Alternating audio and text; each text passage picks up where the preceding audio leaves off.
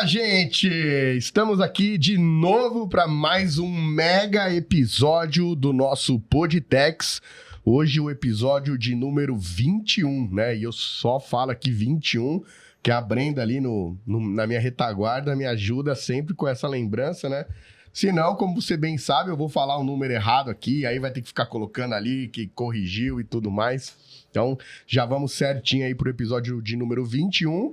E como você bem sabe, né, aqui na TexLab a gente sempre tem novos episódios, novas gravações a cada 15 dias. Sempre aí um novo convidado batendo um papo com a gente. Assuntos sempre relacionados à tecnologia, né, do mundo empresarial. Para você empresário, para você que de repente quer se tornar um empresário, ou para você que está aí no mercado de trabalho, apoiando alguma empresa, certamente sempre um grande conteúdo que a gente está debatendo e conversando aqui, né, no Podtex. E hoje não seria diferente, a gente vai falar de um assunto aí muito importante mesmo, né? Para isso a gente trouxe aí um super convidado que depois vai estar se apresentando, né? E aqui ao meu lado hoje, né, eu tenho a presença ilustre dele, né? O grande Alex, do nosso time de segurança da informação, né? Hoje fazendo aqui todo o trabalho de co-host. Tá meio nervoso, primeira vez dele gravando, mas é isso aí, daqui 5 minutos ele já se solta e já tá tudo tranquilo. Alex, valeu, obrigado aí pela presença. Se apresenta um pouco, fala de você, da sua atuação lá na TexLab, para todo mundo te conhecer, pra você ganhar bastante like depois. Opa! Mostrar pra mulher, sei lá, né? Enfim, sou famosinho aí, ó. Valeu, Sader. Pessoal, muito prazer, eu sou o Alex, faço parte do time de segurança de informação. A gente atua nessa parte de toda a estrutura da empresa, cuidando da área de cibersegurança, questão relacionada à prevenção de ataques, né? Toda essa parte que vai envolver segurança da informação. Hoje a gente está trabalhando nesse time aí. Eu, Fabrício, ali, vim para dar uma força para ele. E vamos a gente garante mesmo? Garante, com certeza. Olha lá, isso não estava treinado, hein? Tem que pegar no pulo assim para ver se é bom mesmo. Com certeza. E aproveitando, se você ainda não se inscreveu no canal, não deixa aí de clicar e se inscrever, né? Para sempre também ativar o sininho lá e quando surgir novos episódios e novas gravações, você ser alertado e sempre acompanhar com a gente. E também, se ainda não viu os episódios anteriores, dá uma revisitada lá no nosso canal. Tem lá hoje mais, a gente está gravando 21, tem 20 gravações lá, assuntos muito bacanas, muito legais, que a gente já acabou participando aqui. E, como eu disse, hoje uma presença ilustre aí, Rodrigão. Cara, prazer aí, obrigado, né, ter aceitado o nosso convite, tá aqui, batendo um papo com a gente, né? Deixar aí um minuto para você se apresentar, falar um pouco do Rodrigo, né, onde o Rodrigo atua aí. Cara, fica à vontade, deixa a rede social para ganhar like também, enfim, para viralizar, a ideia é essa. Valeu, Rodrigo, obrigado aí. Obrigado boa tarde a todos e obrigado, Sader, Alex, pelo convite. Tô muito feliz de estar aqui hoje para a gente poder falar um pouco. Tá nervoso também, né? Boa, normal. Nervoso, não tem jeito. Me preparei tudo, mas na hora ali. Isso aqui é igual prova, cara. Você se prepara, chega na hora. Aí vai dar outra coisa, né? Mas vamos lá, espero que dê certo. Não, vai dar, isso é fato. E me apresentar um pouquinho, eu trabalho como Product Owner, né, já há alguns anos. Atuo na TOTUS, que é uma empresa brasileira, desenvolvedora de software. E trabalho na área fiscal. Acho que não tem quem não conhece a TOTUS, né, cara? É uma empresa muito grande e cada vez maior, graças a Deus. Né? E a gente tem, né, desde que eu entrei lá, eu trabalho na área fiscal. Atuei como desenvolvedor, depois trabalhei um pouco como Scrum Master, já dentro do modelo ágil. E já há 5 anos trabalho como Product Owner de produtos, soluções fiscais. Legal. Então você é o famoso PO lá, né? O famoso PO. Pô, legal. Show de bola. Que todo mundo cobra. Mas aí na área de TI, Rodrigo, eu acho que a cobrança vai para todo lado, cara. Não vai. É o PO que cobra o outro, que cobra. No outro, né? Conta pra gente, lá na TOTUS tudo é para ontem também? Ou lá é tranquilo, as solicitações é tudo pro ano que vem? Não. Tem, ainda mais na área fiscal, a gente está meio que amarrado ali às demandas do governo. Então, o governo não tem muita vamos dizer assim, muito cuidado em liberar as coisas com prazo. Então, geralmente as coisas saem, a gente tem que sair correndo atrás para administrar e deixar no ar, para impactar os nossos clientes. Não, então, a gente acompanha e pega, às vezes, muita mudança de transmissão de nota, layout, aí muda, e aí você tem que corrigir ali. É tipo trocar pneu de carro de corrida no meio da corrida, exatamente, né? Não para nem no pit stop. Não tem. Tem que ir trocando enquanto tá correndo para o negócio continuar funcionando. E o nosso cliente tem a gente como intermediário. Então, qualquer problema, a gente é o ponto de contato do cliente para poder resolver. E muitas vezes a gente está naquele impasse para até entender e tentar fazer a coisa acontecer de acordo com a determinação do governo, né? Então, legal. E aí você falou num tema que é bastante importante, a gente até vai falar um pouquinho também desse assunto, que é o tema aí da reforma tributária, né? A gente vai debater um pouco aqui essas questões de tecnologia, de modelo ágil, né? Essa palavra ágil é uma palavra, às vezes, até que dá um sentido diferente para quem não conhece, então é importante a gente explicar, né, um pouquinho disso, quais são os frameworks, metodologias que existem. Eu acho legal a gente debater esse assunto. E, claro, não perder a oportunidade de ter você aqui, né, que está numa grande empresa, está na linha de frente ali e certamente vai ter alguma informação, algum conteúdo muito bacana para poder falar sobre a reforma tributária. Ainda é algo muito novo para todo mundo, né? Está nascendo todo o processo, mas não vai ter não vai ter um que não vai ser impactado, né? Todo mundo vai ser. Com certeza. Não tem jeito. Legal. Então, para a gente iniciar aqui o bate-papo, Rodrigão, conta pra gente aí, como é que você caiu nesse mundo de RP, de mundo de tecnologia? Antes da TOTOS, você já trabalhava com tecnologia. Faz uma linha do tempo aí pra gente. Vamos lá, Sader, com o maior prazer. Eu tive contato com tecnologia desde muito novo, porque meu irmão é da área. Né? Então, quando a gente tem uma diferença de idade grande, então não tá velho já, né? Então. Vamos falar que ele tá velho, vai. Vamos falar que ele tá velho, que ele vai bater em nós depois. E eu lembro quando eu tinha meus 10 anos, primeira vez que eu vi um computador, que ele trabalhava já como gestor, coordenador, e ele levou para casa um computador. Na época, aquela CPU, que você punha o monitor em cima da CPU deitada, tal, caixinha de som. E, eu criança, ele rodava um joguinho de FIFA, né? Aquele negócio quadrado, mas me chamou muita atenção. Mas já era top demais, né? Era muito legal. Porra. Aí, muito legal e tal. E foi ali que eu tive o primeiro contato. Então, eu meio que já direcionei a minha carreira. Não nesse momento, mas quando eu fui fazer colégio, já fiz colégio técnico de informática. A memória lá já começa a bater, né? Já começa a mexer no computador, já vê como que ele funciona e vai instigando. E é uma coisa assim, uma novidade. Ninguém lá na minha casa conhecia muito, além do meu irmão, né? Então a gente começou eu comecei a entrar nesse mundo. Aí fiz colégio técnico de informática, cheguei a fazer estágios de colégio, trabalhei no INSS ali de Santo André. Ah, sei. Ali na Adolfo Bastos. Minha esposa começou lá, o primeiro trabalho de tecnologia dela foi lá no INSS mesmo? também. Caramba, que legal. Passamos até lá na frente esses dias aí, ela falou pra minha filha, onde foi o primeiro trabalho da mamãe aqui? Aqui que tudo começou, Aqui que tudo começou, aqui onde eu comecei a ficar doido. Sim, então já era. Até eu chegar aqui, a vida era feliz e normal. A partir daqui... Deu uma guinada pro outro lado, né? Exatamente. Eu trabalhei com tecnologia, também trabalhei fora de tecnologia, como estoquista um tempo depois. E fiz faculdade na Fundação Santo André, me formei lá legal. Em ADS, né? Análise e Desenvolvimento de Sistemas.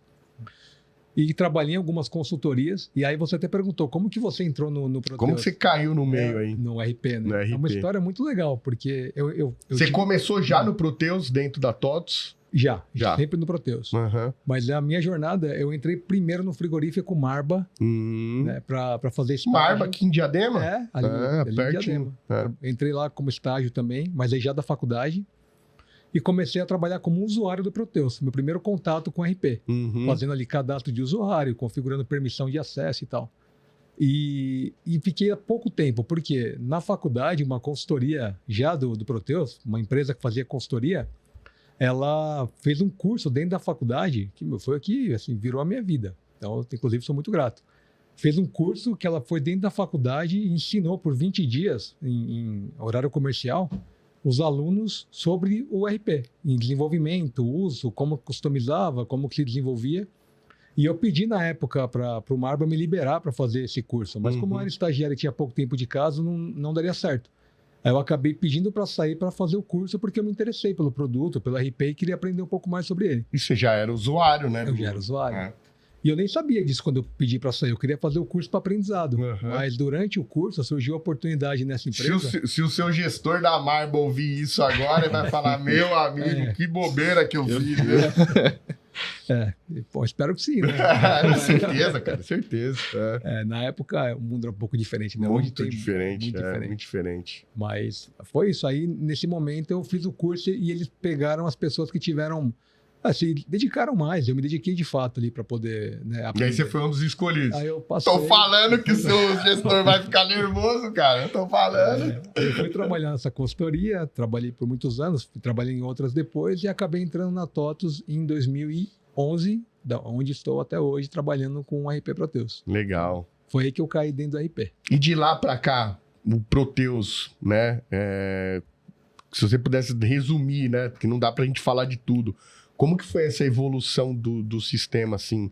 É muito grande? É da água para o vinho? É radical? Nossa, é muito grande. O sistema, o RP, ele tem melhorado constantemente. E isso a cada release que a gente libera, né? Aí não é... Como você disse, o Proteus é um mundo. Muito gigante. Quase tudo. Então, é muito grande.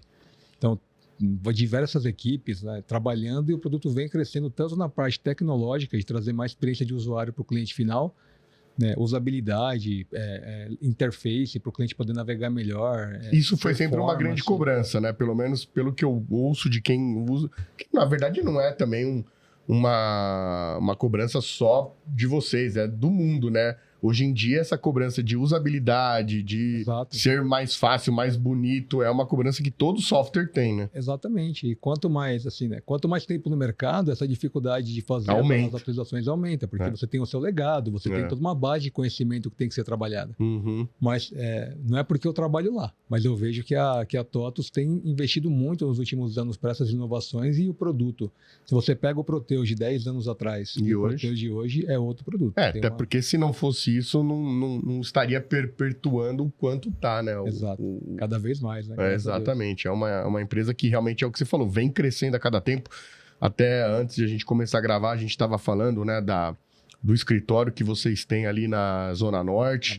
A Brasleme. Para quem ainda não conhece, tiver a oportunidade de conhecer, é realmente fantástico. Muito bonito lá. Pô, legal. Então, primeiro contato Proteus, ERP, né? Passou ali... Você foi dev, cara? Foi dev? Foi dev. Eu me considero dev ainda. Ainda é dev. Quem é dev sempre deve, né? Exato. Então eu sou dev também, pô. Uma vez dev, sempre uma vez dev, sempre dev. Já fui dev de COBOL, de Clipper, de VB, de Visual Studio, enfim. Pronto. Se pegar hoje para desenvolver em qualquer linguagem, 2 dias ali mexendo, você já pega. Exato. Ainda mais hoje com a IAzinha aqui do lado, ó. Uma tela na alta. 2 telinhas, 3 telinhas aqui, ó. Vai que vai, né? Exatamente. Boa. Mas hoje você ainda põe mão no código ou não? Não, hoje eu não ponho mais a mão no código. Eu brinco porque a minha paixão é código. Delícia, né? Eu até falo pro pessoal que trabalha comigo que a coisa de você construir algo e entregar para alguém usar, ver a pessoa... fantástico, cara, né? Isso é uma coisa que eu acho extraordinária.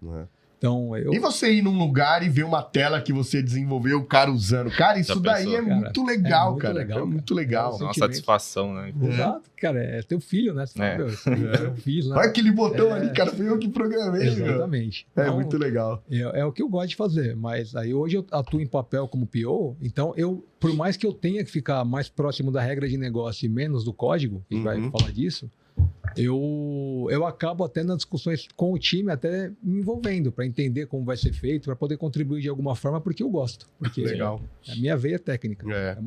E é o que você falou. E uma vez você mergulhou nisso, você sempre vai estar envolvido ali, né? Até porque não tem jeito. Meio que corre no sangue, eu acho. Exato, é um negócio... Uma paixão, né? Não tem como. E falando nisso, que corre no sangue, né? O que te motiva mais hoje na área de tecnologia, e, enfim, de continuar tentando buscar inovação, até pelo fato de você hoje estar à frente de uma área que eu vou falar por mim, né? Puta, meio chato esse negócio fiscal, cara. Né? Chatão pagar imposto, cara. Ninguém gosta. Quem é o cara que gosta? Não, eu vou ligar lá pro Rodrigo agora porque meu imposto veio errado. Tá cobrando 10 e deveria ser 200. Verdade. Ninguém, né? Ninguém gosta. Olha, do que me motiva, eu gosto muito de tecnologia. Então, o que me motiva a trabalhar na área são as coisas novas. Poxa, eu tenho visto com a IA agora, o pessoal tem feito, tipo de... vi um âncora do jornal, acho que é um jornal chinês, se eu não me engano, que fizeram ali um criado com IA, que você olha o William Bonner da China, o cara fala direitinho, tem uma dinâmica de fala, sabe? E você vê isso sendo construído, isso é uma coisa que me fascina. Então, doideira, né? Cara, é uma doideira total. Então eu gosto muito de tecnologia. É isso que eu tento trazer, aproximar do meu dia a dia, para trazer essas novidades, né, para dentro dos produtos e tentar ajudar o dia a dia dos clientes que trabalham com os produtos que eu sou responsável ali com o PO. Porque geralmente esses projetos, né, eu diria, eles meio que são projetos conceitos, né? Então você vê lá grandes inovações de tecnologia, de IA, dificilmente a gente vai conseguir trazer isso do dia para a noite para dentro, por exemplo, de um legado. Exato, falou. Perfeito. Mas são ideias, né, insights que você vai tendo e vai trazendo, vai tendo e vai puxando. Exato. Que daqui 5 anos, quando a gente olhar para trás, vai falar, caraca, mano, olha quanta coisa tem aqui dentro. E certamente ela veio aos poucos sendo construída. É exatamente isso, Sader. Até eu vejo muito valor nesses eventos que tem de tecnologia, de todas as naturezas, você participar desses eventos que tem. Porque você colhe... você não vai chegar, muito raro você ver algo e falar, isso aqui para mim encaixa perfeitamente. É exatamente o que você copiar e colar lá e vai dar certo. Mas você tem muitos insights. Você vê o cara falando do como ele pensou na construção que ele fez, você fala, pô, para mim isso aqui não dá. Mas até aqui onde ele pensou, se eu pegar esse pensamento e trabalhar ele... Já resolve. Um problema que é meu. Então, eu tento participar desses eventos, acho que é importante estar no meio ali da pessoal que respira tecnologia. E é algo que me motiva muito. É por isso que eu trabalho na área. E a TOTOS é uma empresa que geralmente está envolvida aí, com eventos. Respira tecnologia e a gente trabalha com múltiplas linguagens lá dentro. Então, enfim, ali é realmente uma escola. Você, estando ali dentro, você tem acesso a muitas coisas e se você tiver vontade de aprender, você de fato aprende. Aprende, Não né? tem jeito. Legal. Show. E mergulhando aí, então, em projetos, em time, né? Vamos falar um pouquinho sobre algumas metodologias ágeis, que é algo que, para a gente da área de tecnologia, é até meio comum, mas às vezes para quem não é, como até brinquei, são algumas sopinhas de letrinhas ali que muita gente às vezes não conhece, né? Mas ouve falar, né? Mas é importante a gente debater esse assunto, né? E explicar um pouquinho mais, até para que você, de repente, aí na sua empresa, vai implantar um projeto, vai implantar um produto, né? De repente possa pegar insights aqui da nossa conversa e mergulhar ali para entender um pouquinho mais como que funciona a metodologia e colocar em prática, que certamente vai colher bons resultados, né? Eu até brinquei aqui antes, eu sou um cara que gosto meio às vezes de fugir da regra, mas eu sou obrigado a concordar de que um framework, uma metodologia bem aplicada e já testada e comprovada em vários lugares, né, é muito mais difícil de dar errado do que você, de repente, fazer sem o apoio de qualquer uma dos frameworks ou de metodologias que já existem, né? Verdade. Lá no seu dia a dia, vocês costumam utilizar alguma delas, né? Se sim, qual, por quê? Fala um pouquinho pra gente.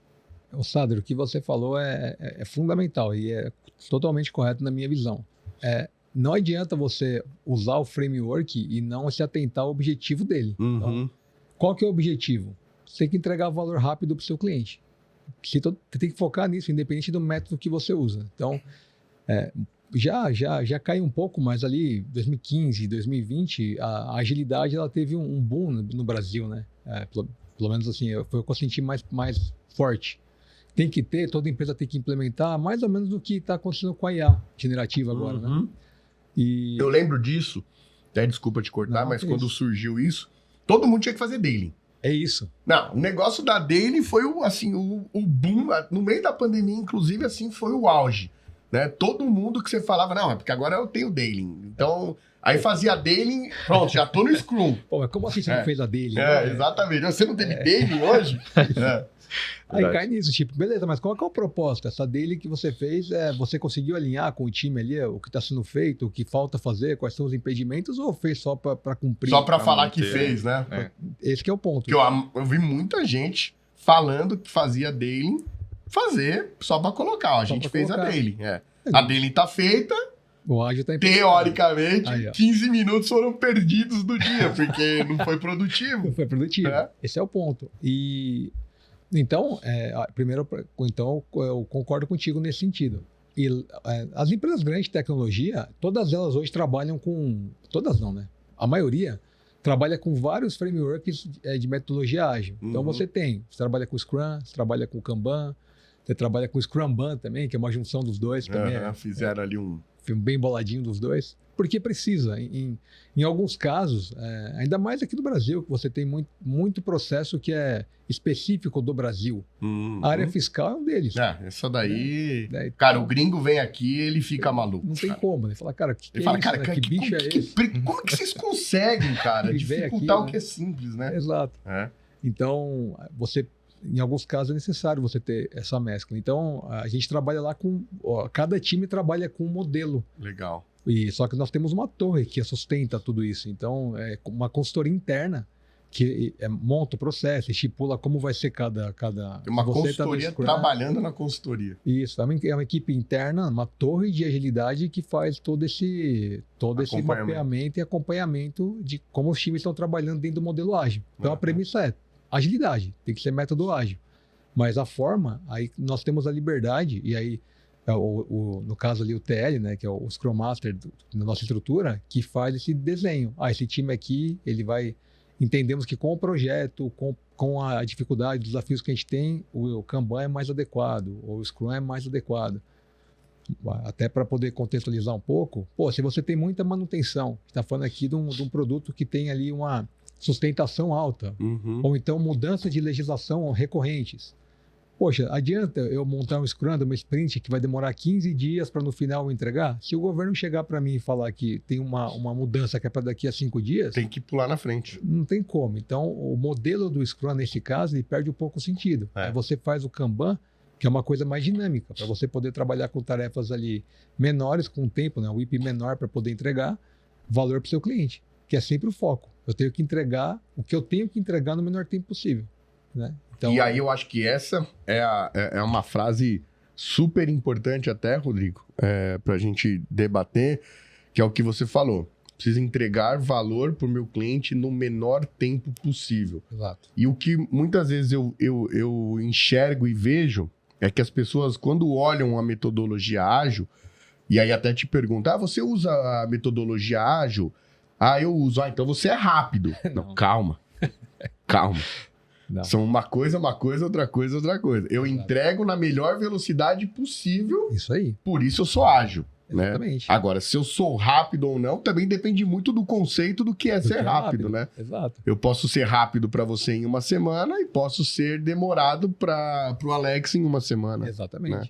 Então, acho que é bastante importante a gente colocar na balança aí ágil e rápido. Exato. Né? A agilidade, você falou perfeito, é exatamente isso. Não adianta, quando a gente fala que usa a agilidade ou método ágil, significa que se você está implantando e usando da forma correta, você está fazendo o que tem que ser feito no menor tempo possível, com qualidade. Então, não é que... Então, se você tem que construir um carro, você não vai construir um carro em um dia porque você está usando agilidade. O carro tem o tempo dele para ser construído. Uma vez eu ouvi um cliente meu falar, cara, é uma frase que ficou para mim e eu uso ela agora em vários exemplos. Vai até nessa linha que você falou.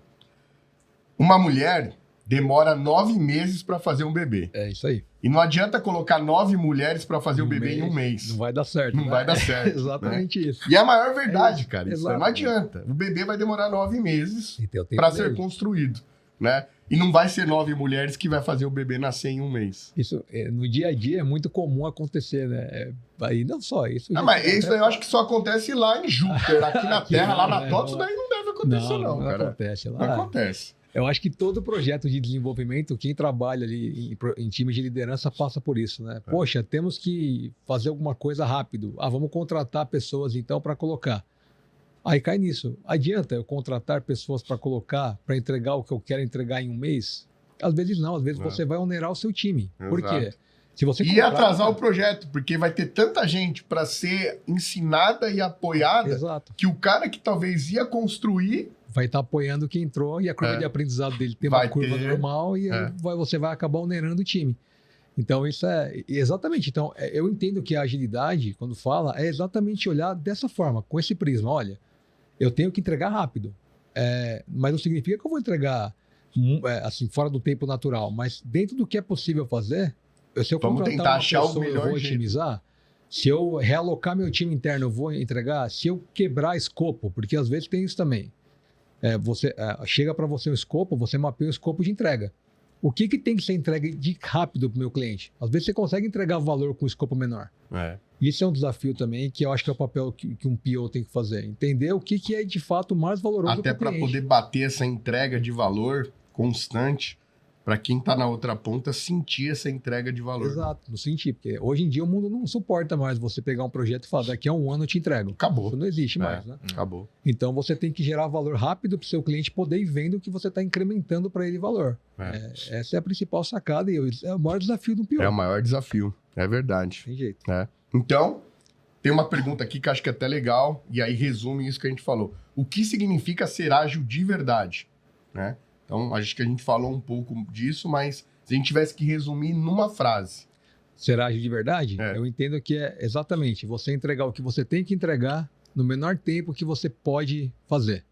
Então, isso é ser ágil. Você entregar o que tem que ser entregue com valor, só que no menor tempo possível. E não no menor tempo que as pessoas te pedem. Legal. Uma vez eu estava até vendo um desenho com a minha filha. Quem é pai ou mãe aí de criança vai até saber da Peppa Pig. Tem uma porquinha lá. E aí, cara, eles estavam saindo de férias, né, no desenho lá, e aí pararam na estrada e tinha algum tiozão lá, um outro animalzinho fazendo uma obra na estrada. E aí a família da Peppa chega pra ele e pergunta, mas quanto tempo vai demorar pra essa obra ficar pronta? Ele vira e fala, vai demorar o tempo que for necessário. É isso. Mas, cara, é sensacional. Seria legal poder responder isso. Nossa, como eu queria poder responder isso, cara. É meu sonho poder chegar pra todo mundo que me pergunta e falar, cara, vai demorar o tempo que for necessário, cara. Se for necessário 2 anos, vai ser, nossa, é lindo demais. Falei, caraca, que legal, que legal. Mas uma coisa que eu acho legal também, que isso é algo que eu acho que a gente tem que praticar mais no mercado, que é o famoso prazo do prazo. Isso é importante. Porque muitas vezes, quando alguém te pede algo, você não tem como, sem falar com o seu time técnico, sem fazer um refinamento, você entender o tamanho daquilo para poder passar um prazo. Mas você pode passar um prazo do prazo. Falar, olha, eu vou... Que eu acho que é uma coisa que ainda falha muito. Porque ninguém pode ficar sem prazo. Isso é normal, né? Mas olha, eu vou ter uma resposta disso daqui a 20 dias. Então ainda mais hoje em dia, nas crises de ansiedade, né? Imagina. Você mata o cara. Né? Não, espera aí. Mano, como assim? Já dá tremedeira, já. Não tem como. Não tem como. Isso é legal, então, boa ideia. É uma coisa que eu exercito bastante, é tentar o prazo do prazo, porque aí a pessoa tem um prazo para poder me cobrar, que é o que ela queria. E ela quer um prazo. Ela quer o prazo. Ela quer um prazo. Ela quer poder chegar e falar, amigão, você não cumpriu o meu prazo. Cara, você falou que ia me entregar, você que me falou. Isso. Então, isso aí. Você passa um prazo e aí nesse tempo você corre atrás com o time para poder entender o tamanho e fazer as etapas necessárias para poder passar um prazo real, factível, né? Aproximado. Para até poder estudar um pouco e não dar um chute. Exato. Porque muitas vezes a gente na tecnologia acaba olhando isso, né? O cara te liga, te pressiona e fala, mas quanto tempo? Aí você vai lá e chuta, 2 meses. Pô, ferrou. Às vezes o cara fica feliz porque ele estava esperando 6, né? Às vezes ele fica revoltado. Às vezes ele fica doido. E às vezes você deu 2 e vai demorar 1 semana. Que é ruim também. Que é ruim também.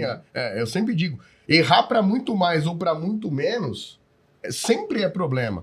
Porque se você errou para muito mais, você cobrou muito mais do que devia. Exato. E se você errou para muito menos, né, você também deixou de construir outra coisa nesse outro tempo que, de repente, estaria disponível. E o cliente se sente enganado, né? Então. Fala, pô, o cara me deu... Exatamente. Como é que você me fala que há 2 meses e me entrega em 1 semana? Né? Tem que ter uma linha de ponderação. Caramba. Fala aí, meu. Tá nervoso? Aí, tá nervoso ainda ou agora já tá tranquilo? Não, tá relaxado. Já, cuidado com esse negócio aí. Cuidado que aqui é sem censura, bicho. Esse negócio aí é... Ô, Rodrigo, queria te perguntar se tem alguma dica para passar para empresas que querem começar a implementar, né, que não está seguindo metodologia ágil, quais dificuldades elas podem enfrentar, né, do dia a dia ali. Aí o cara guardando uma baita pergunta dessa, bicho. Olha eu aqui, ó. Você é louco. Agora eu vou ter que me esforçar para tal pergunta. Altura. A dica que eu dou é, se você não conhece, nunca trabalhou com metodologia ágil, não tem pessoas internamente que tenham esse conhecimento, contrate uma consultoria de agilidade para te apoiar no processo. Por quê? Porque a construção do modelo é tão importante quanto a execução. Sim. Então, você precisa de alguém que vai te apoiar a fazer as etapas do modelo, entender qual modelo se adequa à sua empresa, à sua operação, à finalidade que você tem. E dentro desse processo, você precisa de um especialista para poder te apoiar e pessoas dentro da equipe para ser capacitada para poder manter, depois da consultoria, aquilo em andamento. Não adianta você... Porque talvez eu acho que é o lado mais difícil, é isso aí, cara. Difícil. E tem o segundo lado, Sader, que eu acho que é mais difícil que esse até. Que geralmente você tem que escalar de cima para baixo. Escalar de baixo para cima não é que é difícil. Não é que não dá, mas é muito complicado. Porque quando você vai de baixo para cima, convencer gestores, líderes que tem que ter ágil, é muito difícil, a coisa não anda. Ou anda com muita dificuldade. Então, uma empresa, se vai fazer modelo ágil, se vai implementar certo, ela tem que convencer primeiro o N1 da empresa, para que as pessoas falem, cara, isso aqui faz sentido. Então, os VPs, o diretor, o CEO tem que estar ciente. Tem que comprar a ideia, né? Comprou. Aí você contrata a consultoria e escala para baixo, que aí você vai ter sucesso, não tem como, vai dar certo. Que é um pouco daquilo que eu falei. Né? São metodologias, são frameworks testados e validados, né? Escritos por grandes especialistas, estudiosos. Então, não é algo que alguém tirou do nada. Sem resultado, né? Exato. Até lá atrás, o modelo Spotify, né, que foi o primeiro grande que viralizou, pelo menos para mim, que eu lembre que, cara, deu certo e tal. Todo mundo pegou, qual que foi a vibe do momento ali, né? A hype. A hype. Todo mundo pegou o modelo Spotify e falou, cara, isso aqui dá certo, coloca. E aí, o que você começou a ver? Ele falhando em várias empresas. Porque o modelo Spotify funciona super bem para Spotify. Né? Para o modelo que eles têm. Né? O jeitão de negócio deles. Eles construíram do jeito certo. Olharam para dentro de casa e falaram, o que eu tenho que fazer para que aqui o meu desenvolvimento funcione e eu entregue valor. Deu super certo. Então, o modelo ágil você não copia. Você entende e aplica dentro da sua empresa de acordo com a sua realidade. Aí você vai ter um sucesso. Faz um processo de adaptação ali, né? Exato. É muito similar a isso. Não sei se já teve a oportunidade de ler o livro lá da Netflix, né? A regra é não ter regra. Muito bom, pessoal. Cara, pega a regra e tenta implementar na sua empresa. Provavelmente falha. Exatamente. Né? Porque é muito parecido com isso que você falou. É uma regra que foi criada e adaptada para o modelo de negócio deles. Exatamente. Tem muita coisa legal que você pode tomar como base e trazer para dentro de casa? Claro. Mas dá para fazer um copy-paste? Cara, certamente não vai dar. Muito pouco provável. Vai ter que adaptar. Vai ter que adaptar. Exato. Legal. Show. Bom, falando um pouquinho aí da sua vivência, né, de negócio, da área, né? Então, você que está sempre à frente aí de novos produtos, é uma questão que sempre vem à tona, né? O que levar de novos produtos, né? Então, a gente até tem uma questão aqui, né? Quando a gente fala em gestão de produto, muita gente acha que é só ir lá e pegar o backlog, né? Que o backlog geralmente está curtinho, né? Quase nunca tem nada. Quem me dera. Backlog, duas...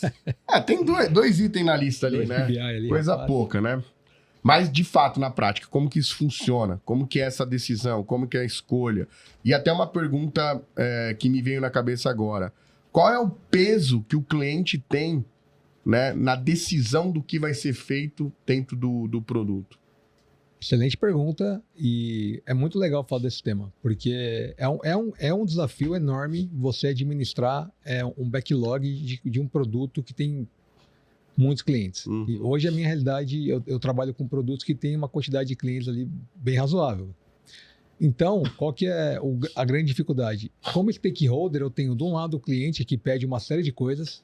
Vamos só fazer a sopa de letrinha do stakeholder lá, né? Stakeholder então, quem está... Os interessados no produto, quem usa... Então, o stakeholder é quem usa o produto ou quem é interessado. Pode ser um investidor, pode ser um cliente, pode ser uma área interna da empresa. Então, essas pessoas que são interessadas no produto, uma delas é o cliente, claro, né, que é quem usa, e ele traz demandas. Então, ele está usando o produto e fala, poxa, desde o botão é verde e tinha que ser amarelo, porque eu acho amarelo mais bonito. O pedido filha da mãe esse bicho. Até aquele cara que encontra um bug, um erro no produto, até a outra pessoa que pede uma melhoria de fato funcional, que era uma tela nova, uma auditoria, alguma coisa. Então, tem os clientes que pedem uma série de melhorias. Fora isso, eu tenho as pressões internas da companhia para, cara, temos que inovar, temos que ser mais competitivos, temos que ganhar mercado. O concorrente colocou tal coisa, Exato. A gente precisa colocar também. Tem um estudo de mercado que você tem que fazer para ver o que tem de novo no concorrente, o que você faz aqui dentro. Fora as áreas internas, porque a gente pensa, quando pensa em demanda para produto, tem áreas que a gente acaba deixando de lado que são super importantes. Suporte. Muitas vezes o suporte chega lá e fala, olha, para que eu possa atender o cliente de uma melhor forma, eu teria que ter no produto uma forma de consultar tal informação. Então, poxa, a gente tem que pensar nisso também. Quem constrói isso é o time de produto. Então, o PO, e tudo isso que eu estou dizendo, por que eu estou explicando na pergunta que o Sader fez? Cada uma dessas demandas viram um item de backlog. Então, desde o por isso que o backlog não tem quase nada, né? Isso, porque aquela lista enorme, né? Que você fala, meu Deus, o que eu faço agora? Então, o backlog tem tudo isso aí que foi pedido, e aí o papel do PO que nós temos que fazer é olhar para esse backlog, entender a necessidade real, que aí é o papel. Cliente, por que o botão amarelo é importante para você? Ah, não, porque eu acho a cor amarela mais bonita. Pô, legal, entendo, mas isso aqui, a nível de produto, para os demais clientes, tem relevância? Vai apoiar, não vai? Então, beleza. Aí vai dando uma espécie de pontuação e valor ali. Exato. Você vai valorando com o mercado e vendo, pô, isso aqui é legal. Aí, quando você pega uma ideia, uma melhoria, pô, isso aqui... Aí tem outra parte que é super legal, cara. Isso é muito legal. Eu gosto pra caramba. O cara vai se emocionando.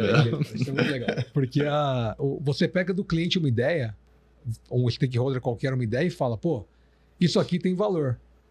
Aí o design thinking, né, técnicas que a gente usa para poder validar se aquilo tem valor ou não cara, se você tem uma ideia, você não tem nada, só tem uma ideia. É uma hipótese.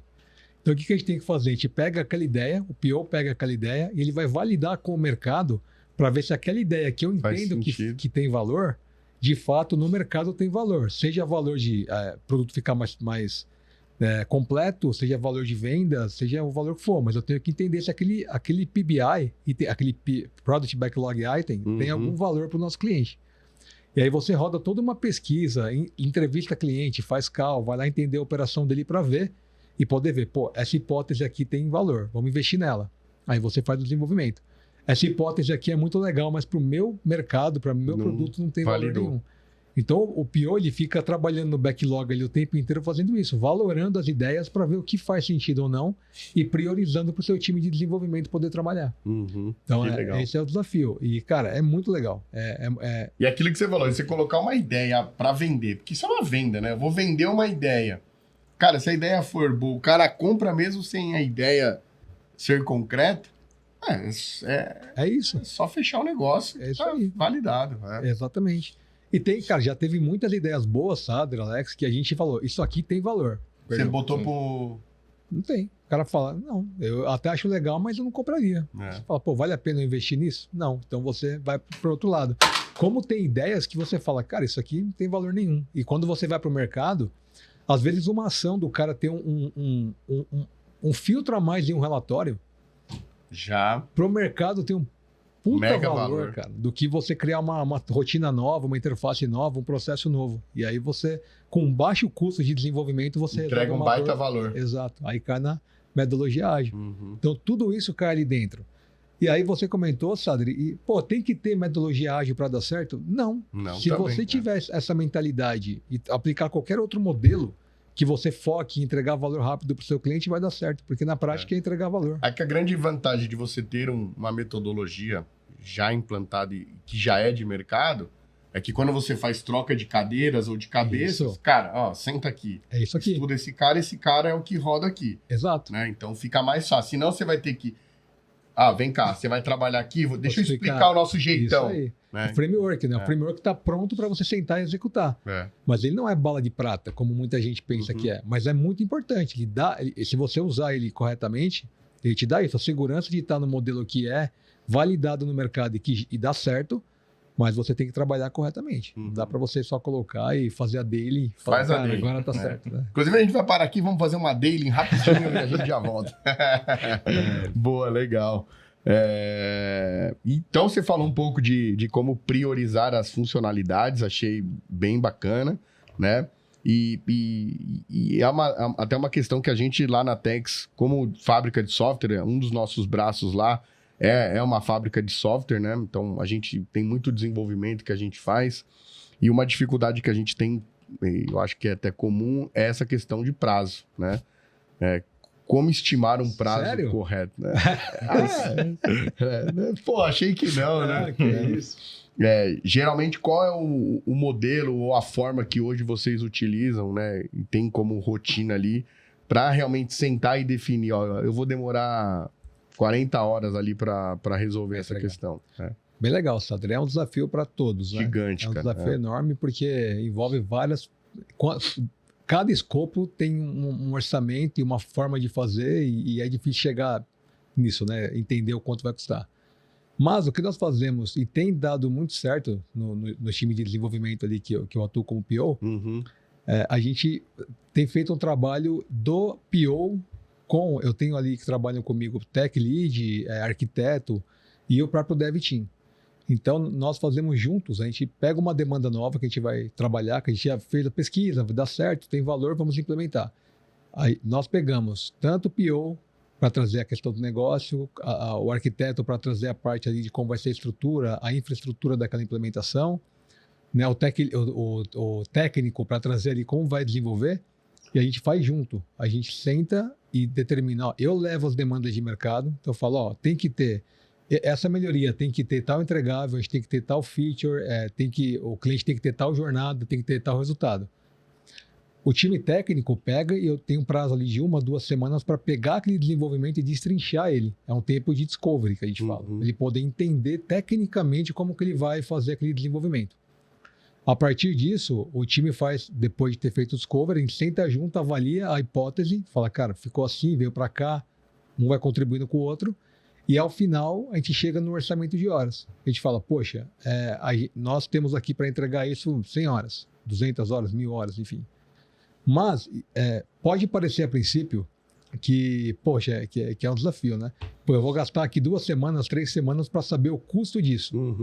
Mas se tornou muito efetivo para a gente ter assertividade no prazo. Porque antes a gente fazia algo mais generalista e desenvolvimento não é generalista. Então, que a gente passava um prazo já baseado na realidade do nosso estudo.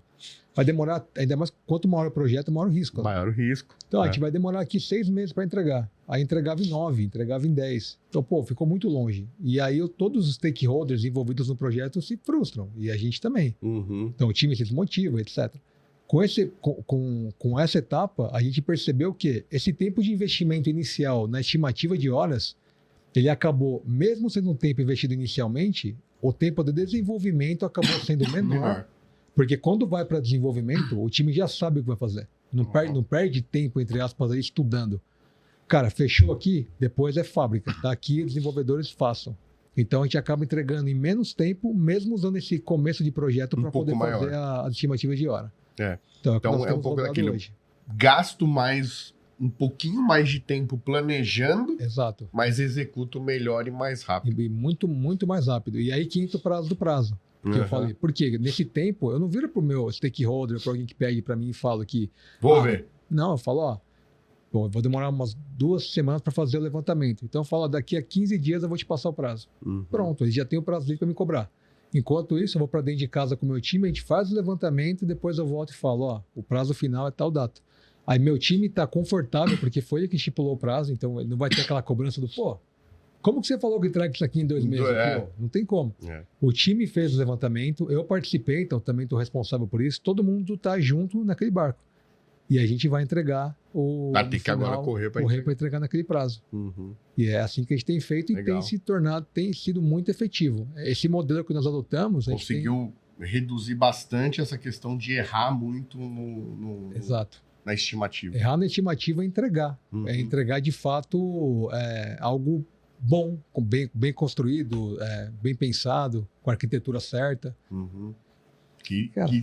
Que também tudo isso é importante, né? Com certeza, porque você ganha na manutenção. Não adianta só entregar, isso, né? Se não entregar bem feito, é o que você falou, vai chegar lá na frente no momento de manutenção, de sustentação. Pronto. Isso vai dar um mega trabalho para você poder levar algo para um lugar que deveria ter sido nascer já pronto, já correto. Então você gasta um tempo ali desnecessário e retrabalho. Verdade. Legal. Então, alguma pergunta aí disso? Não, eu achei legal essa abordagem. Você acaba otimizando seu tempo, né? Fazendo o estudo do projeto ali no começo, para levantar os requisitos, tudo. Exato. Você acaba otimizando bastante, né? E entregando um produto de maior qualidade. Exatamente. E não tem bala de prata, né? A estimativa de horas é um desafio gigante para todo mundo, mas não tem bala de prata. Você tem que... Né? Isso é uma coisa legal, porque foi até um outro tema que tava pra gente poder conversar, que é essa questão de motivação, de cultura, de time, né?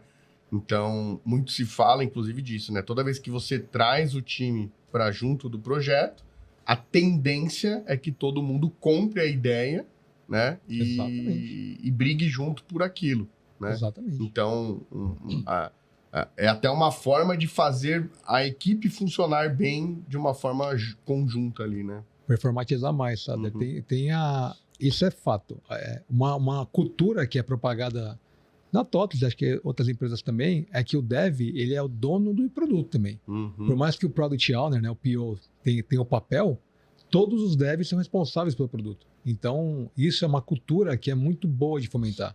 Porque isso acontece muito lá com os times que eu trabalho. O cara está desenvolvendo, não pensa que é fácil não, os caras me questionam, eu chego lá e falo, vamos fazer isso aqui? Não, o pessoal me chama de Aguilar lá, né? Pô, Aguilar, por que fazer isso aqui? Por que a gente não faz tal coisa, tal? E isso, muitas vezes, lideranças vêm como mal. Pô, o cara está me questionando, está questionando a minha autoridade, o meu entendimento, o meu conhecimento.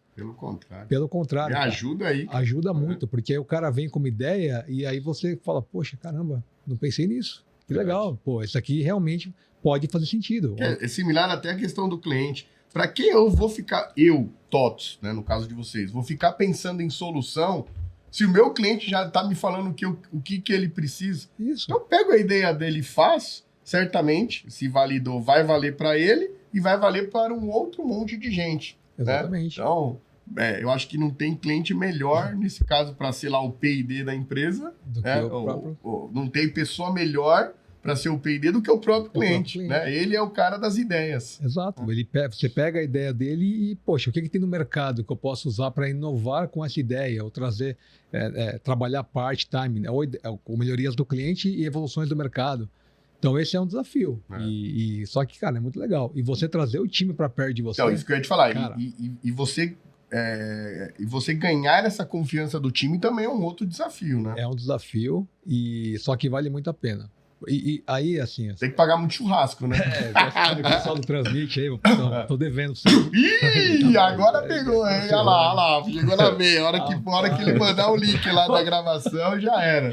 Ô, Fabinho, com você aqui é o TL. Ixi, paga lá. Mas é isso, o time tem que participar junto e você ganhar a confiança da galera, assim, aí uma dica para quem é PO aí e trabalha. A gente tem que praticar a máxima da humildade.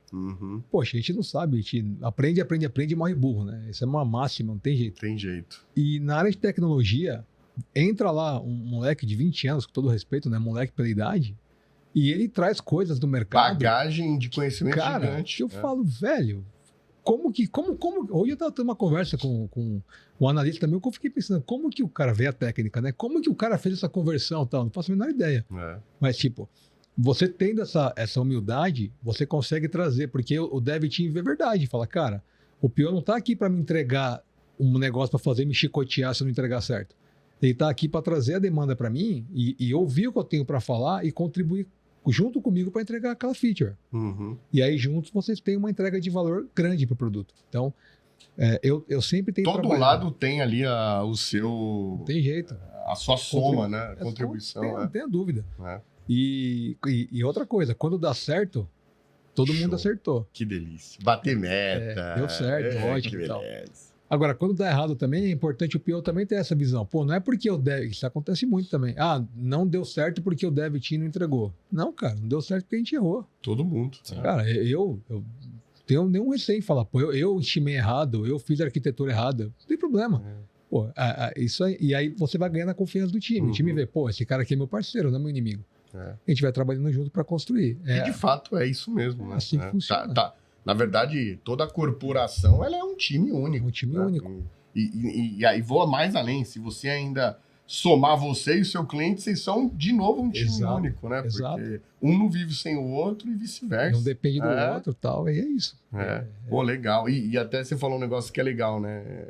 Quanto mais a gente aprende, mais a gente... Eu tinha um gerente meu que falava isso. Cara, quanto mais a gente estuda, mais a gente fica burro. Né? Aí você fala, cara, será que esse cara tá louco? Mas é verdade. Né? E aí, muitas vezes, uma vez eu falei isso até com a minha filha, ela falou, mas pai, me explica, não entendi. Legal, então eu vou te explicar. Isso aqui é um copo. A partir do momento que você não conhece o copo, você não tem dúvida nenhuma sobre ele. Aí eu venho aqui e te apresento o copo, que é o que a escola, o que a academia faz. Ó, isso daqui é o copo, tá vendo? Sim. Geralmente você põe água, mas cara, dá pra ser 1 milhão de coisas com o copo. Dá pra você virar, riscar, dá pra você fazer um vaso, 1 milhão. Aí, ou seja, fica burro. Porque você só sabe do copo, mas não sabe de tudo o que ele pode te entregar. Pode fazer. E isso somado a milhões e milhões de coisas, né? Então, Perfeito. É bem verdade. Quando você começa a ver como que as coisas funcionam por trás, né? Então, você fala, caramba, cara. Que doideira. É muito legal. E não tem jeito. Pô, bacana. Bom, mas legal. A gente até comentou de falar um pouquinho sobre a reforma tributária, né? A gente já está até chegando nos finalmente. Então, não vamos aproveitar, não vamos correr do assunto. Que, como eu bem citei, acho que é um assunto muito pertinente para o ano de 2025. Com certeza. Né? O Brasil está aí iniciando um processo de reforma tributária. E ninguém melhor do que você aí que está aí à frente da área fiscal de uma empresa gigante, né, que atende milhões de empresas, milhões de usuários, para falar um pouquinho de como é que está esse processo e até mesmo de como que está a expectativa, né, para que esse processo realmente aconteça, né, tanto no país quanto nas empresas. Legal, Sander, vamos lá. É o assunto realmente do ano. É importante, até antes de eu entrar no tema, dizer que hoje eu atuo como PO de um dos produtos fiscais da TOTVS, mas tem outros POs que atuam nos demais. Mais à frente. Na verdade, tem vários produtos. Que o fiscal do não tem um fiscal. só. Isso, então tem produtos ali, tem POs em cada um dos produtos. Então eu sou um dos POs, tem a nossa gestora, que é a Luciana, e tem o nosso gestor executivo, que é o Mauro, que cuida de toda essa parte parte da gestão fiscal do Proteus, do back-office Proteus. Mas então, dá para dar uns palpites, né? Dá para dar uns palpites. A gente está apanhando ali. Mas só para colocar, assim, tem muita gente envolvida no tema. Sim, e imagino. eu atuo como PO em um dos produtos que a gente tem. Mas o desafio da reforma tributária, ele é uma... Cara, é o maior desafio dos últimos anos. Vou falar desde quando eu comecei a trabalhar com desenvolvimento, eu entendo que é o maior desafio que a gente tem. Por quê? Porque ele vai mudar sistemas e processos das empresas. Então, já tem hoje, eu trabalho num produto que faz gestão de documento eletrônico. Então, já tem hoje mudanças nos layouts, nos templates. Então, o CBS e o IBS, que são ali, os impostos novos foram criados agrupando os demais, ele já tem hoje informações novas nos layouts para que o governo comece a receber e prestar contas desses novos tributos. E a ideia é que a gente já comece a fazer validação de envio e retorno em julho desse ano. Ou seja, ali. Aqui. Então, nós já estamos hoje trabalhando nas adaptações do sistema do RP para poder atender essa demanda. Então, se a reforma tributária, para quem está vendo a gente aí, é um tema que você está tendo contato agora e não fez nada, desculpa, já está atrasado.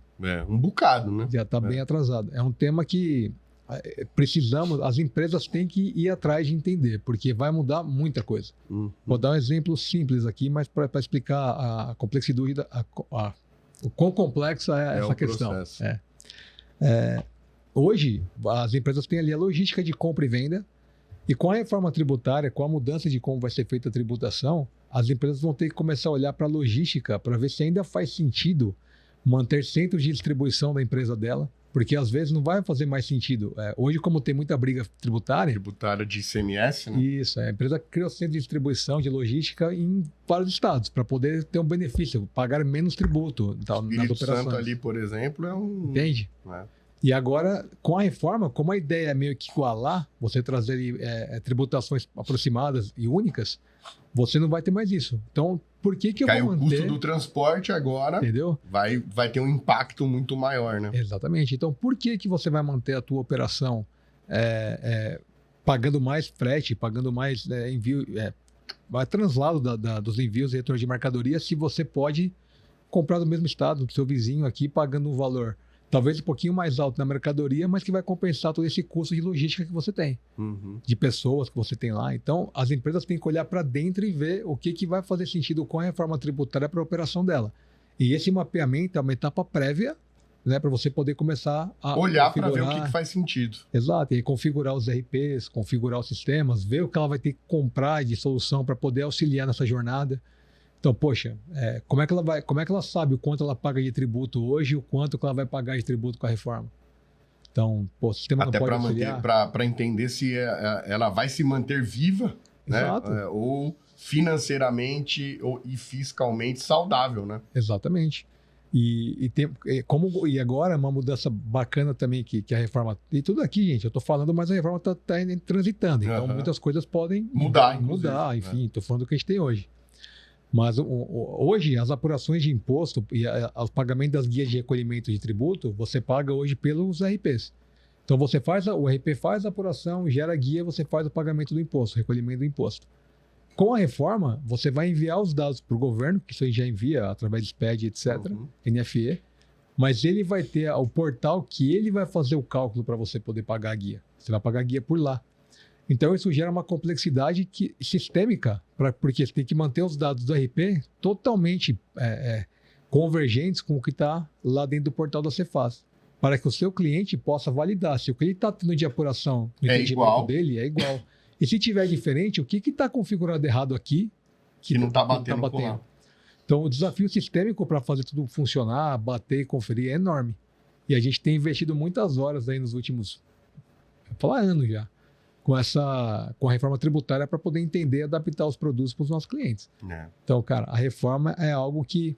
Até você citou, né? A reforma tributária, ela é algo gigante nessa questão de mudança a projetos que a gente já teve no passado na área dos RPs também, né? Sem dúvida. Se você pega... Eu trabalhei muito atuante no projeto do E-Social e da FDRINF também.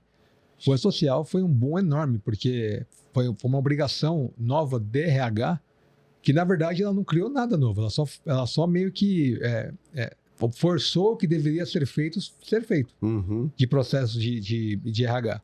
E foi um grande desafio, porque veio a tecnologia, envio de informações do web service para a Cefaz. Então, se você sofre um acidente de trabalho, você tem hoje que enviar, você tem um prazo ali de X dias, eu lembro que são 5, 7 dias para enviar para a Cefaz aquela notificação. Então, isso já foi assim, no mercado geral... Um burburinho gigante. Gigantesco, muita dificuldade de todos os lados para poder entender, adaptar, e hoje está mais tranquilo. E eu acho que a reforma tributária vai colocar no chinelo isso aí. O E-Social, acho que vai ser muito maior. E a grande questão é que, assim, toda vez que a gente coloca a tecnologia, coloca as automatizações, os processos integrados para rodar, né, o que acontece?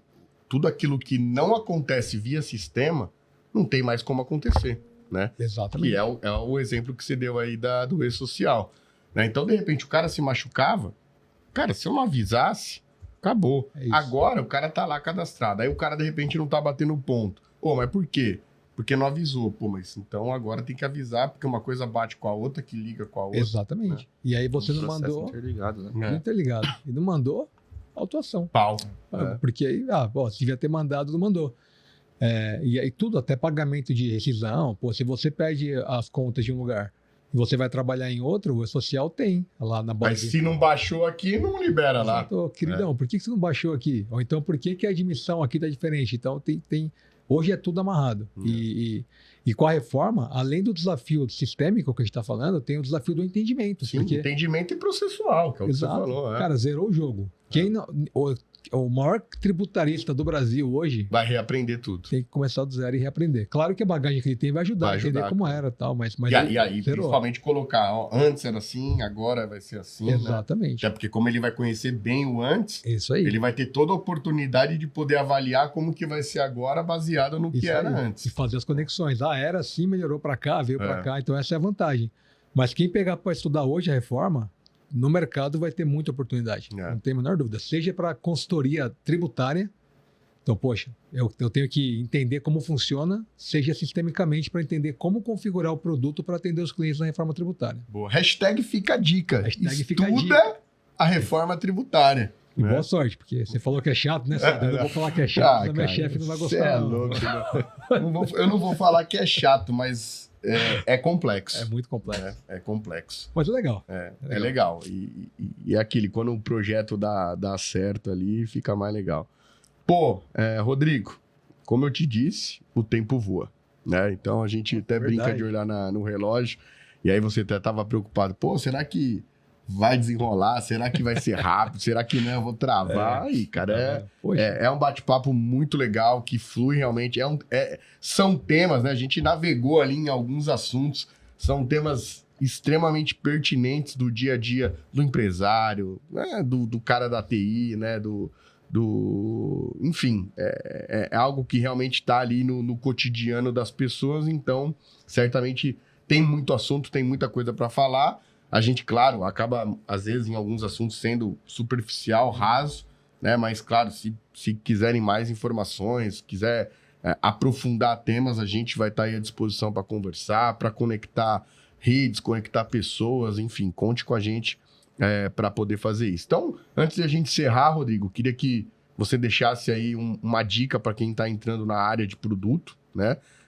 E que queira ali aplicar um modelo de agilidade, né, mas com consciência, não fazer realmente por fazer, né? Qual é a dica aí para quem está chegando ou para quem de repente quer fazer uma transição de carreira, né? Perfeito. Que às vezes até um pouco do que você passou, começou como dev e hoje está como PO, sim. Né? Então, qual é a grande dica baseada na experiência que você tem aí, né, para atuar nessa área e às vezes a pessoa, vou contratar o Rodrigo aqui para que ele seja meu PO e para que seja o nosso primeiro projeto dentro de uma metodologia ágil.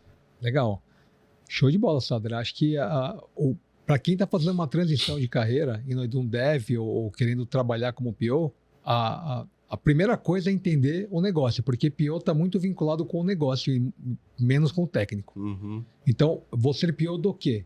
De um produto de logística, de um produto de transporte. Então, você tem que buscar entender aquele mercado. Como que funciona? Como que funciona o mercado de logística? Como que funciona o segmento de supermercado?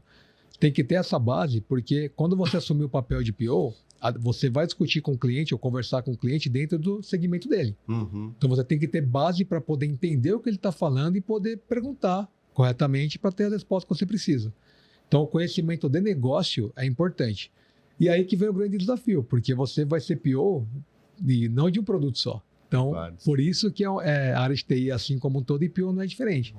Quer ser PO? Se prepara para estudar. Não tem jeito. Você vai ter que estudar o tempo inteiro tecnologia para ver o que tem de tecnologia emergente que você vai precisar usar no seu dia a dia para ser competitivo e negócio do produto que você vai atuar. Eu, como trabalho na área fiscal, eu tenho que me aprofundar diariamente. A reforma tributária zerou, então eu tenho que estudar a reforma tributária, entender como funciona, para onde vai, o que tem.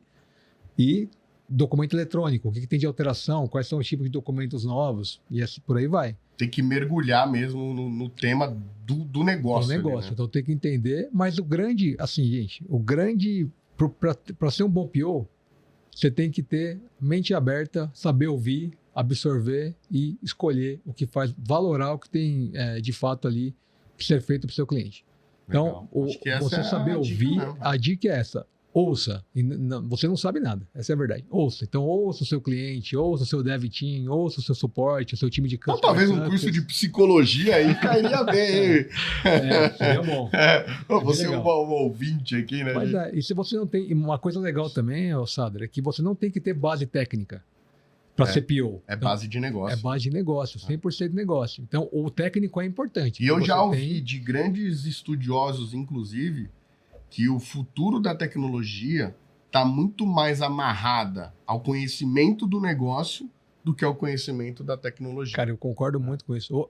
Tem um site, não sei se você conhece, chama Lovable. Não, esse ainda não. Cara, é muito louco, porque você entra lá e ele monta, eu entrei lá, você entra, é um script que você coloca, monta para mim uma tela com tal. Cara, ele monta a tela. Em questão de 1 minuto, ele monta uma tela com as funcionalidades. Um cadastro para você incluir, alterar, ou então um dash. Então, assim, se você tem conhecimento do negócio, você vai lá e sabe que eu sei o que eu preciso. Você vai lá nesse site ou em qualquer outro, com o script de vocês. Linguagem humana, ele faz ali a conversão para linguagem de máquina, monta a tela e você já tem um protótipo para chegar para alguém e falar, cara... Aqui é a minha ideia aqui, ó. Entendeu? Então é isso, cara. Então é muito isso. Eu muito também isso. acredito muito nisso, acho que é muito verdade. E daí que eu acho que cada vez mais esse processo de troca, de conhecimento, de pessoas, de conexão de uma pessoa com a outra, vai cada vez mais fazer sentido ser valorizado, Perfeito. Porque de fato isso é o que vai valer. Porque a máquina, ela por si só, vai trabalhar por si só também. Perfeito. Né? É o diferencial, né? O diferencial do ser humano. Acho que é isso. Muito legal. Pô, legal. Gente, chegamos então aí no finalmente. Alex... É isso. Obrigado aí por estar com a gente nesse episódio aí. Prazer foi meu. Quebrar aí a barreira da primeira gravação, agora já tá liberado, já pode vir várias. Daqui a pouco já pode sentar aqui também, desenrolar. Tô planejando as próximas já. E vida que segue. Legal. Rodrigo, agradecer você também aí, obrigado pelo bate-papo, pela conversa. Né? Quiser deixar aí suas redes, consideração final, cara, fica à vontade aí, manda bala. Show. Beleza, Sader. Pô, primeiro, de novo, agradecer a oportunidade para você, para o Alex. Foi um bate-papo bem legal mesmo. Senti muita vontade. Gostei muito de bater o papo. E, pô, primeira vez, estava nervoso. Agora já! Tô mais tranquilo. Daqui a pouco já pega o microfone e sai cantando já. Pô, não tenho voz para isso, não. Mas, obrigado novamente, foi muito legal. Realmente, os temas a gente falou de muita coisa e, poxa, passou rápido a hora, a gente podia ficar aqui horas falando sobre cada um deles. Mas, obrigado novamente pela oportunidade. E agradecer a todos também que viram, né? Meu nome é Rodrigo Aguilar, então depois, quem quiser me procurar no LinkedIn ou no Instagram, a gente pode bater um papo também sobre tecnologia, metodologia ágil. Então, legal. Estou à disposição. Pode deixar algum comentário aqui no vídeo também, a gente redireciona, fica à vontade aí para isso. É isso, então agradecer a todos e legal. É isso. Fiquei muito feliz de participar. Pô, legal. Show de bola. Gostei mesmo, gente. Acho que deu pra gente abordar aí bastante assunto, né? E, claro, ficou alguma dúvida, não deixe de deixar aqui os seus comentários, que certamente aí a gente vai ter o maior prazer de te ajudar. De novo, agradecendo aqui o pessoal da DW Studio, onde a gente faz as gravações. Obrigado aí, galera, pelo apoio. Obrigado, Brenda, por todo o apoio aí também na gravação. E é isso aí, foi mais um bate-papo aqui do Podtex. Não deixe de se inscrever no canal, ativar o sininho e seguir a gente nas redes sociais TexLab Soluções. Beleza, gente? Valeu, obrigado aí. Valeu. Até mais.